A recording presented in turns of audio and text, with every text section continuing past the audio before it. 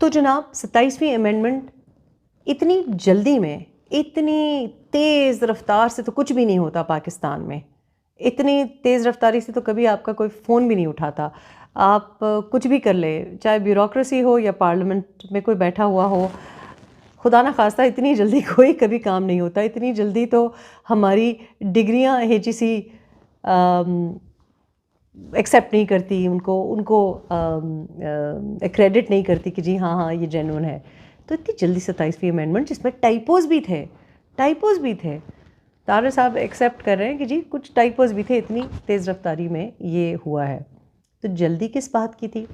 अब बाकी तो जो बातें हैं 27वीं अमेंडमेंट वाली, मुझे तो समझ नहीं आ रहा कि वो स्टॉर्म इन अ टी कप ऐसे से सारे 8 बजे के शो होस्ट, सारे 10 बजे के शो होस्ट, सारे लीगल एक्सपर्ट्स, ओह हो व्हाट अ सरप्राइज कि 27वीं अमेंडमेंट पास हो गई है। And also what's the kerfuffle about, भाई क्या क्या हुआ है ऐसा जो कि गैर मुतवक्को है? क्या हुआ है ऐसा जो कि पाकिस्तान में नहीं होता है? So I really don't see the fuss about the fact कि G O field marshal is a lifetime rank.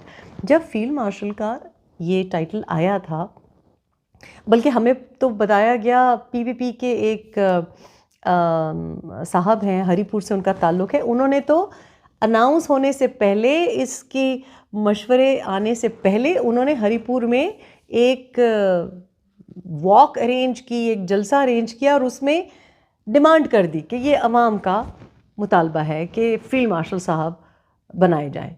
General Asim Munir को चीफ ऑफ आर्मी स्टाफ ने फील्ड मार्शल का ओहदा दिया जाए। एंड श्योर इनफ, पता नहीं अजीब बात है, हरीपुर वाले बड़े कनेक्टेड हैं। उनकी जो बात थी तो पुरजोर मुतालबे पर, अवाम के पुरजोर मुतालबे पर वो फील्ड मार्शल बन गए। और उस वक्त यानी जंग जब राउंड 1 हुआ, और तब भी हमें पता था कि राउंड 2 होगा। आज ख्वाजा आसिफ साहब ने वो कंफर्म भी कर दिया है।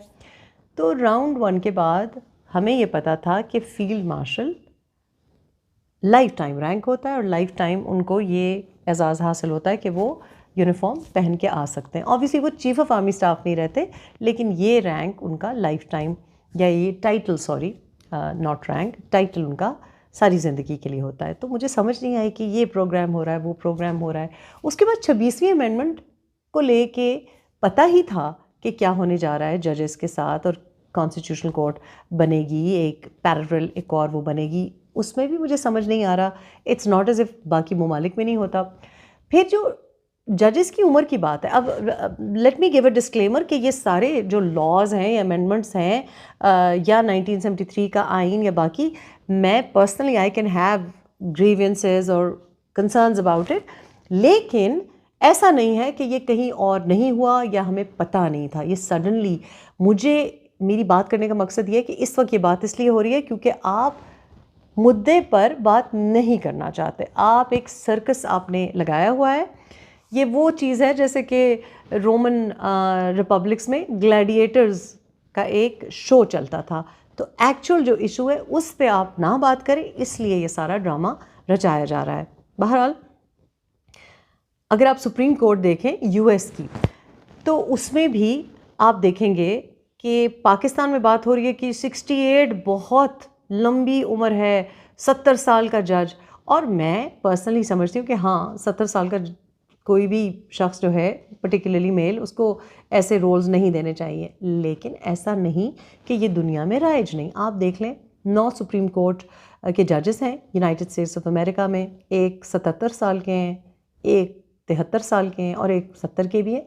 सो द फैक्ट कि व्हाट वी आर डिस्कसिंग, चूँकि हम बात करते हैं ना UK की डेमोक्रेसी, US की जुडिशरी, UK की जुडिशरी, वेस्टर्न कॉन्सेप्ट, सो मेरे नज़दीक तो ये सारे कॉन्सेप्ट्स ही फ्लॉड है। लेकिन आप जब डेमोक्रेसी और जजेस की बात कर रहे हैं। दूसरा, मैं आपको बताऊं कि कल मुझे इत्तेफाक हुआ इस्लामाबाद हाई कोर्ट जाने का, और मैंने, जर्नलिस्ट वगैरह भी थे, तो मैंने कहा do you want to talk about 27वीं अमेंडमेंट? तो मुझे सब ने ये कहा कि एक्चुअली बहुत से लोग वकला में ऐसे हैं, वकला में, नॉट आर्म सिटीजन्स, जो इस्टेब्लिशमेंट नहीं है, जो नवाज शरीफ नहीं है, शहबाज शरीफ नहीं है, बिलावल भुट्टो नहीं है, जरदारी नहीं है, लेकिन they are also not to shall we say, keen about the powers of the judges. अब ऐसा क्यों है? ये मैं नहीं कह रही, ये मुझे कोर्ट्स के बाहर वकला कहते हैं कि हाँ, इनको थोड़ा सा खींचना चाहिए. दैट्स क्वाइट डिस्टर्बिंग कि जुडिशरी का ये क्यों एक इमेज है.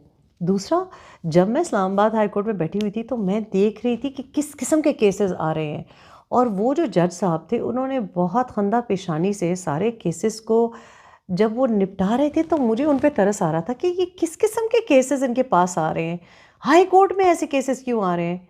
और वो इतनी गैर माकूल किस्म की हरकतें हमारे डिफरेंट इदारों ने की हुई है. कोई CDA का केस था, कोई नादरा का केस था, कोई इधर. एंड आई वाज थिंकिंग कि क्या हो रहा है इन इदारों में कि इतनी इनकॉम्पिटेंसी है. और ये बेचारा अब एक सीनियर जज इस्लामाबाद हाई कोर्ट का he has to deal with this, जो कि लिटरली एक एडमिनिस्ट्रेटिव काम है. And of course lower judiciary कचहरियों का, जो कि मैं जब से पाकिस्तान आई हूँ मैं ये बात कर रही हूँ, तो जब हम टीवी पे बैठ के बात करते रहे, ओ हो ये बहुत बुरा हो गया, 26वीं अमेंडमेंट बहुत बुरी, 27वीं अमेंडमेंट बहुत बुरी, और फिर हमारे सीनियर एंकरान पूछ रहे हैं कि इसमें अवाम के लिए क्या है. ओ भाई, तो अवाम के लिए तो तब होता कि लोअर जुडिशरी पे आप कोई प्रोग्राम करते ना प्राइम टाइम पे. अवाम के लिए तो तब होता कि आप देखते कि इन पार्लियामान से आप एक्सपेक्ट कर रहे हैं, पार्लियामान की क्वालिटी देखें.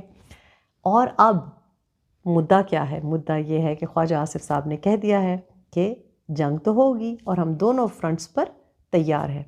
And that's the issue. Field marshal का होना और फील्ड मार्शल के रैंक को और टाइटल को सिक्योर करना, इसलिए क्योंकि फील्ड मार्शल की पोजीशन वॉर की सूरत में होती है. फील्ड मार्शल वो होता है जो कि एक वॉर फ्रंट पे चीज़ें ऑर्गेनाइज करता है. और चूंकि wars are on the table, that is the plan, इसलिए we need a field marshal. लेकिन ये बात आपसे कोई करेगा नहीं. इसके अलावा जो सबसे इम्पॉर्टेंट बात है वो ये है कि एक फील्ड मार्शल तो है, लेकिन अब एक CNSC का रोल है जिसके बारे में कोई बात नहीं कर रहा. ये एक स्ट्रेटिजिक कमांड का रोल होगा जो कि प्रॉबली 4 स्टार को जाएगा. आई हैव नॉट रेड कि इसमें क्या फाइन प्रिंट है जो 27वीं अमेंडमेंट में लिखा हुआ है, लेकिन ये एक बड़ी इंटरेस्टिंग बात है. इसके ऊपर बात होनी चाहिए. बात तो बहुत सी चीज़ों के बारे में होनी चाहिए. एंड ये बात सही है कि 27वीं अमेंडमेंट हो या 26वीं अमेंडमेंट हो या 28वीं अमेंडमेंट जो कि होगी, उसको डिस्कस करना चाहिए, डिबेट होनी चाहिए. और कहाँ होनी चाहिए? पार्लियामान में होनी चाहिए. पार्लियामान कब डिबेट कर सकते हैं? अगर वो आपकी हलकों से, आप लोगों से मैच करते हो. वो कर ही नहीं सकते. डिबेट क्या कर सकते हैं? वो तो वही नाराबाजी कर सकते हैं. पहले ये लोग नाराबाजी कर रहे थे, अब दूसरी ऑपोजिशन कर रही है. लेकिन इनसे एक्सपेक्ट करना कि इस बारे में बात करें कि what is happening to Pakistan, ये मेरा ख्याल है I won't be holding my breath for that. So जंग तो होगी, दोनों वॉर फ्रंट्स खुले हुए हैं. एंड इस वक्त नॉट ओनली एक फील्ड मार्शल की ज़रूरत है, एक डायरेक्ट चेन ऑफ कमांड की ज़रूरत है, but also what it's looking like is कि ये प्रेसिडेंट की एग्जेम्पशन जो है ये सिर्फ जरदारी साहब के लिए नहीं है. This is a little bit of a hint कि पार्लिमानी या parliamentary democracy has seen its days and maybe we are heading towards a presidential setup in the future.